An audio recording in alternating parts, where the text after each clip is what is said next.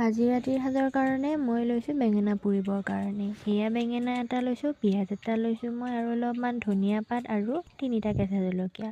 এতিয়া মই বেঙেনাটোৰ গাত অলপমান মিঠাতেল ঘঁহি দিলোঁ। তাৰপাছত মই এইটো জুইত দি দিম। জুইত মই ধুনীয়া কৰি পুৰি ল'ম। মই গেছত নাই পুৰা, জুইতে পুৰিছোঁ। জুইত পুৰা বেঙেনাৰ সোৱাদো বেলেগ আৰু এটা ধুনীয়া গোন্ধ ওলায়।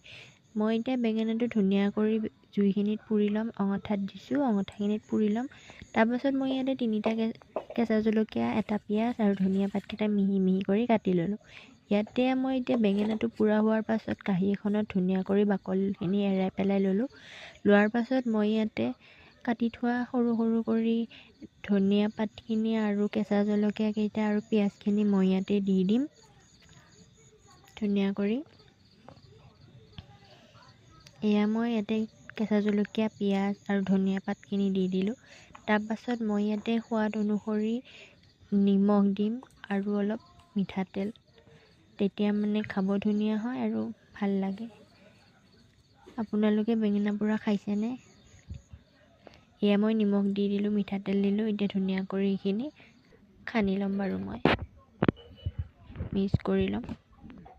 এয়া হৈ গ'ল মোৰ ৰাতিৰ বেঙেনাৰ পোৰা।